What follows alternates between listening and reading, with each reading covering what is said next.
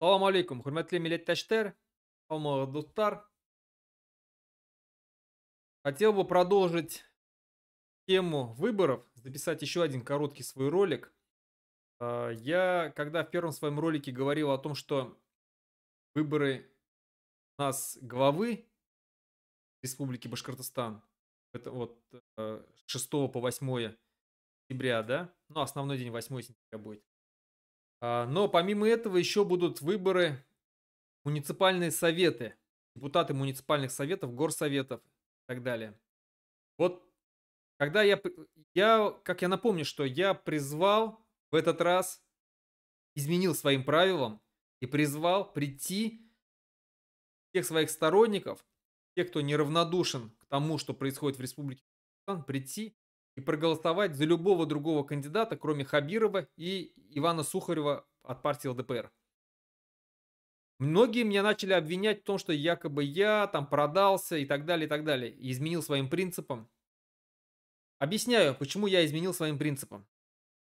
Я вообще как бы до сих пор считаю, что подобные выборы, какие у нас происходят в Республике Башкортостан, во всей Российской Федерации, это фарс.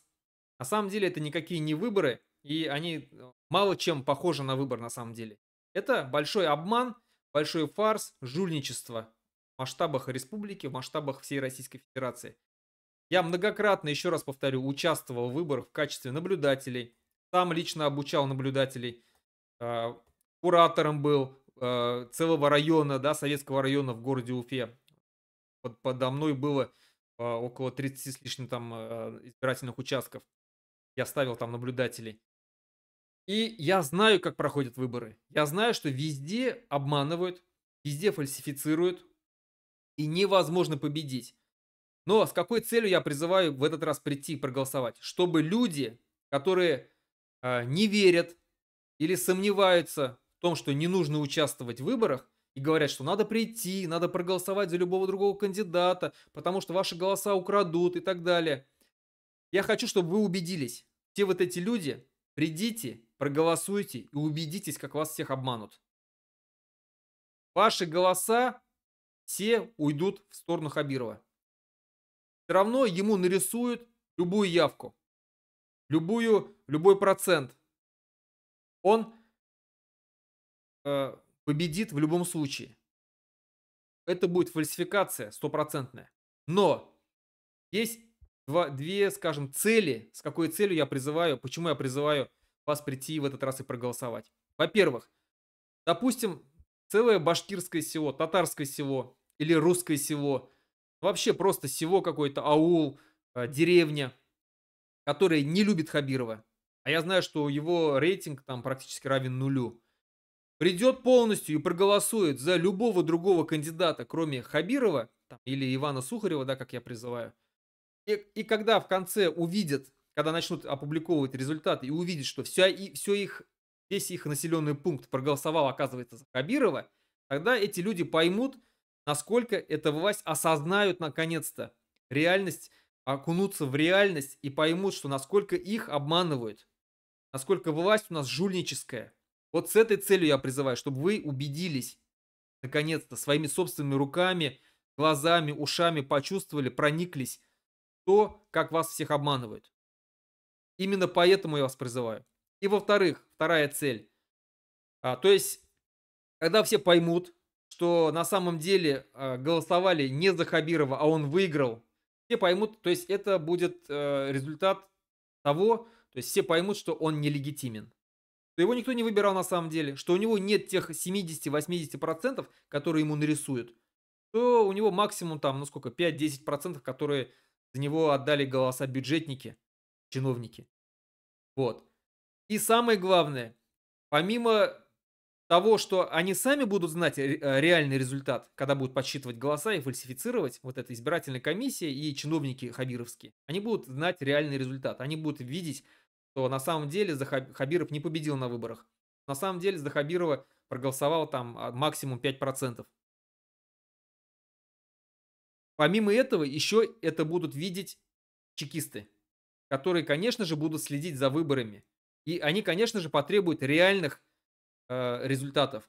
чтобы им показали. И, возможно, они сами там будут вот в ночь, когда будут происходить выборы, сами будут на избирательных, в ТИКах, территориальных избирательных комиссиях, в ЦИКе будут сидеть, Центральной избирательной комиссии Республики Татарстан, и смотреть, как будут поступать цифры с избирательных участков и понимать, что Хабиров не выиграл, что он нелегитимен. Конечно же, они эти данные, они анализируют обстановку, они еженедельно или ежемесячно отправляют аналитические данные в Москву, своим непосредственным руководству, своим хозяевам. Да, отправляют и говорят, вот что на самом деле Республика Башкортостан проголосовала так-то, так-то. На самом деле за Хабирова никто не голосовал.